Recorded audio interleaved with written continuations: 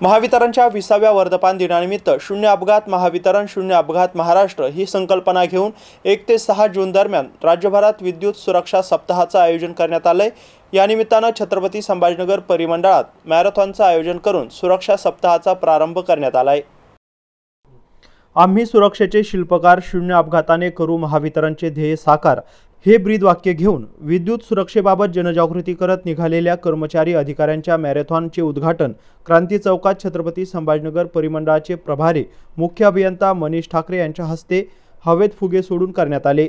यावेळी जालना मंडळाचे अधीक्षक अभियंता संजय सरग, छत्रपती संभाजीनगर ग्रामीण मंडळाच्या प्रभारी अधीक्षक अभियंता प्रेरणा बनकर, विद्युत निरीक्षक सतीश इंगळे, उपमुख्य वैद्यकीय संबंध अधिकारी विश्वास पाटील यांची प्रमुख उपस्थिती होती। रन फॉर सेफ्टी हे घोषवाक्य घेऊन निघालेल्या मॅरेथॉनचा समारोप परिमंडळ कार्यालयाच्या आवारात करण्यात आलाय। मॅरेथॉनमध्ये 750 कर्मचाऱ्यांनी सहभाग नोंदवला होता।